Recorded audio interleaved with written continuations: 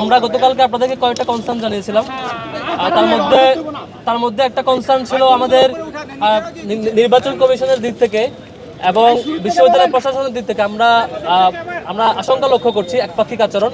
আমরা একটা কনসার্ন জানিয়েছিলাম, অনেকগুলো প্রচার প্রচারণার লিফলেট এখনো ক্যাম্পাসে, কালার প্রিন্ট এখনো ক্যাম্পাসে থেকে গেছে, যেগুলো নির্বাচন আচরণবিধি লঙ্ঘন করে। কালকে জানানোর পর আজকে 24 ঘন্টা পার হয়ে গেছে, এখনো সবগুলোই থেকে গেছে, এগুলো সরানো হয় নাই। একই সাথে আমরা শিক্ষার্থী বোনদের পক্ষ থেকে একটা কনসার্ন জানিয়েছিলাম যে শিক্ষার্থী বোনদের যে ভোটার লিস্ট সেটি ওয়েবসাইটে এমনভাবে পাবলিক করা হয়েছে যে কেউ দেখতে পারে।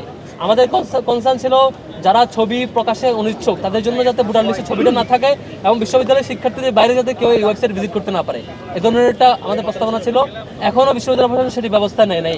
বসুন্ধরা টিস্যু, অশুদ্ধতার বিরুদ্ধে এক বিন্দুও ছাড় নয়। এরকম সামগ্রিক অনেকগুলো কনসার্ন আমাদের ছিল একপাক্ষিক। আজকেও বিশ্ববিদ্যালয়ের ভিসি স্যারের একটা বক্তব্য আপনারা দেখেছেন, উনি নাকি চাপ ফিল করছেন। আমরা এটা শঙ্কিত আসলে বিশ্ববিদ্যালয়ের প্রশাসনের সকল স্টেকহোল্ডার লক্ষ্য করছি কেউ কেন অপরকে ভোট দেবে না এ প্রচারণায় ব্যস্ত। কেন তাকে আপনি ভোট দেবেন এই প্রচারণা তিনি বলতে পারছেন না। তিনি এই ধরনের মানে ইশতেহারবিহীন অবস্থায় এবং তাকে কেন লোকজন ভোট দেবে সেই তথ্য তার কাছে নাই, তার ক্যাপাসিটি কি আছে। তিনি সারাদিন ব্যস্ত থাকেন। এমন অসংখ্য প্রার্থীকে দেখেছি যে আমাদের অন্য একজন প্রার্থীকে মেনশন করে বলা হচ্ছে এই প্রার্থীকে কেন ভোট দেবে না, সেই ক্যাম্পেইন করছে, যেটি সুস্পষ্ট নির্বাচনী আচরণবিধি লঙ্ঘন। একটি দলের একজন প্রতিনিধি যিনি একটি সম্পাদক পোস্ট সিলেকশন করছেন, ঠিক তার বিপরীতে একজন সম্পাদককে কেন ভোট দেওয়া হবে না সেই ক্যাম্পেইনে তিনি জড়িত হচ্ছেন।